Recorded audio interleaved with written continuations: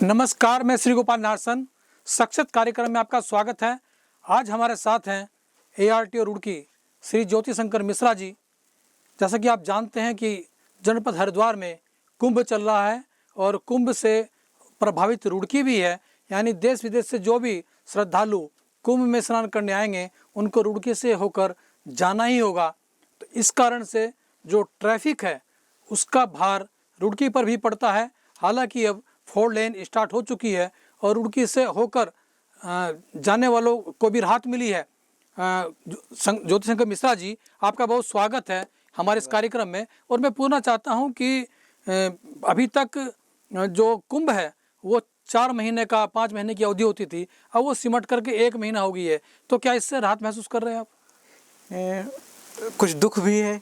पिछले कुंभ का हम लोगों को बहुत अच्छा अनुभव था। लोग आते थे, एक 4 महीने तक चलने वाला उत्सव था। कोरोना ने हमको समेट करके 1 महीने में कर दिया है।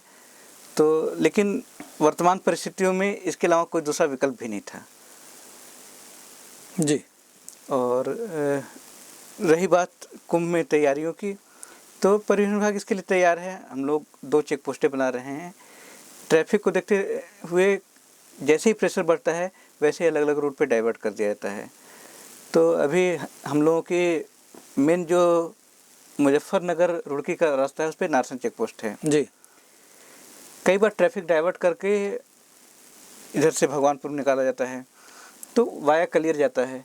तो यहाँ पे हम लोग एक चेक पोस्ट बना रहे हैं कलियर रोड पे, भगवानपुर से जो कलियर रोड जाते हैं उस पे। ऐसे ही पुरकाजी से एक रास्ता था लक्सर के लिए, खानपुर के लिए।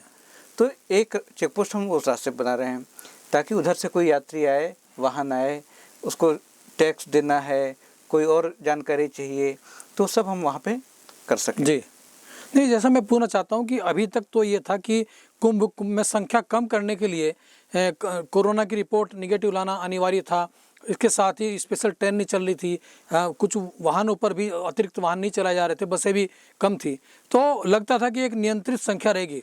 लेकिन अब जो निज़ाम बदला है, सरकार बदली है, तो नए मुख्यमंत्री जी ने बीच में थोड़ा सा शिथिलता लाए हैं वो, और उन्होंने ये जो नेगेटिव रिपोर्ट लाने की भी बाध्यता खत्म कर दी है। साथ ही ये भी घोषणा की है कि चूंकि कुंभ जो है वो केवल एक पर्व नहीं है, ये तो एक आस्था का प्रश्न है और इसमें संख्या लोगों की भावनाएं, चूँकि 12 वर्ष बाद आता है तो सबको का स्वागत करना चाहिए इसमें। तो इससे क्या, चूँकि परिवहन विभाग के ऊपर सीधा सीधा असर पड़ेगा इसका, तो इसकी क्या तैयारी कर रहे हैं आप? नहीं, हम लोग पहले से तैयार थे। हम लोग तो जब दिसंबर में था, नवंबर दिसंबर में, तब से तैयार थे। ये मान के चल रहे थे कि 4 महीने का कुंभ चलेगा।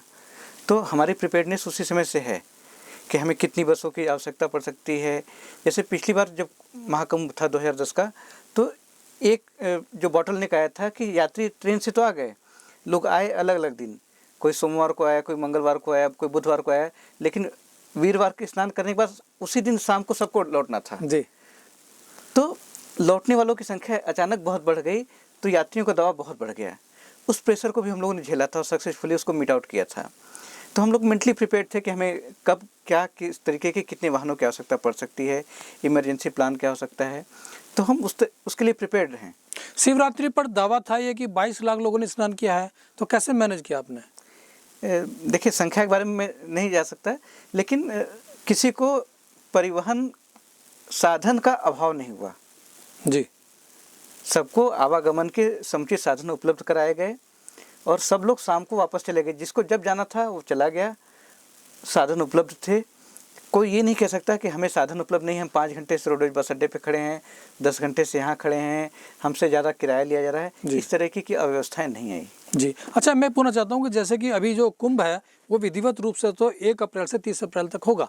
तो 1 महीना, चूँकि अप्रैल का जो महीना है वो गर्मी की शुरुआत भी है, तो और उसमें कुछ पर्यटन की दृष्टि से भी, चूँकि मार्च में एग्जाम हो जाते हैं, फरवरी में एग्जाम हो जाते हैं, तो उस वक्त लोग पर्यटन की दृष्टि से भी घूमने निकल पड़ते हैं। 4 धाम यात्रा उसके बाद शुरू हो जाएगी। तो क्या ये जो प्रेशर पड़ेगा आपका चारों तरफ से, कुंभ के साथ साथ 4 धाम का भी प्रेशर पड़ेगा, तो उसकी किस तरह से आप प्लानिंग कर रहे हैं ताकि जो क्राउड आएगा, और उसमें ज़्यादातर तो जो 4 व्हीलर बहुत आते हैं और उसमें जाम की समस्या रहती है, तो उसको कैसे मैनेज करेंगे आप?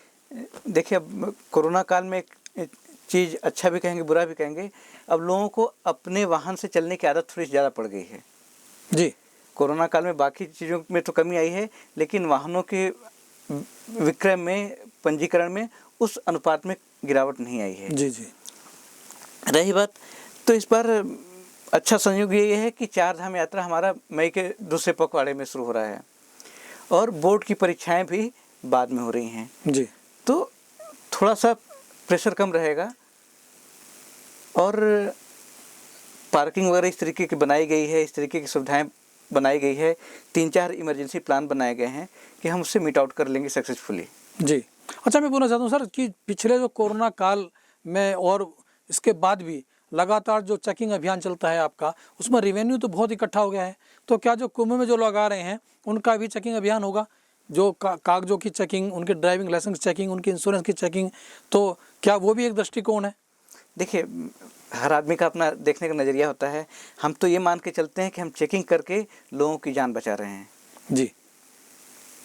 अगर लाइसेंस की चेकिंग बंद कर दी जाएगी तो सड़क पर कैसी अराजकता होगी उसका आप अनुमान नहीं लगा सकते हैं। जी जी। बिना इंश्योरेंस के क्या हो सकता है? सुप्रीम कोर्ट का भी आदेश है कि पहले हम लोग गाड़ियां बिना इंश्योरेंस के बंद नहीं करते थे, लेकिन सुप्रीम कोर्ट का आदेश है कि आप गाड़ियां बंद कीजिए और उस गाड़ी को तब रिलीज कीजिए जब वो इंश्योरेंस की पॉलिसी लेकर के आए, आपको दिखाए। नहीं, लेकिन बिना गाड़ी के इंश्योरेंस कैसे होगा? हो जाते हैं ये तो नहीं, टेक्निकल तो प्रॉब्लम। आपने गाड़ी सीज कर दी तो इंश्योरेंस कंपनी तो पहले गाड़ी देखेगी ना, तभी इंश्योरेंस करेगी। इंश्योरेंस का जो एजेंट है, जी, सुपरवाइजर या जो भी होते हैं जी, वो आकर के थाने में देख सकते हैं, थाने में देख सकते हैं, तो उसके बाद इंश्योरेंस हो सकता है। बिल्कुल। नहीं, आपने अच्छी बात बताई इसमें। अच्छा, मैं पूछना चाहता हूँ कि जो ये तो आपको मानना पड़ेगा कि जो सरकार का जो रेवेन्यू है उसके कलेक्शन में जो आपका परिवहन विभाग है उसका भी बहुत बड़ा योगदान है। बिल्कुल है जी। लेकिन हमारा जो इन्फोर्समेंट सेक्शन है उसका बेसिक काम ये है कि नियमों का सड़क पे अनुपालन हो। जी। रेवेन्यू कलेक्शन नहीं है। जी। अगर हम हेलमेट की पेनाल्टी 10 रुपये रख देंगे तो लोग हेलमेट नहीं लगाएंगे। उसका प्रोविजन ये है कि आदमी थोड़ा सा पेनफुल फील करे कि नहीं, क्या एक ऐसा अभियान नहीं चला जाना चाहिए कि अगर कोई व्यक्ति बिना हेलमेट के पकड़ा गया है तो उस पर यह दंड हो कि वहीं पर उसको हेलमेट परचेज करके दिया जाए कि भाई एक ये वही एक चालान माना जाए उसका, ताकि वो भविष्य में उस हेलमेट को यूज करे।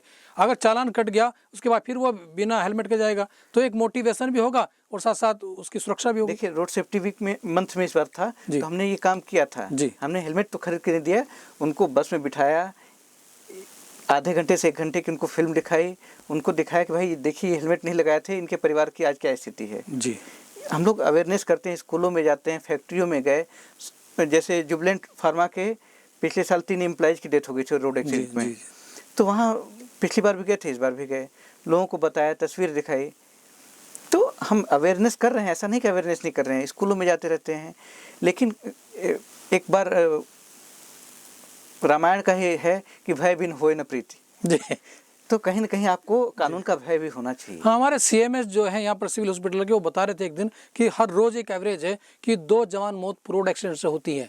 तो उनको भी बहुत वो खौफ हो रहा था उनको कि भाई बड़ा दुख की बात है, लेकिन ये व्यवस्था है तो पेरेंट्स को ये चाहिए कि कम से कम अपने बच्चे को जो उसको वाहन लेकर दे रहे हैं तो प्रॉपर सेफ्टी हो।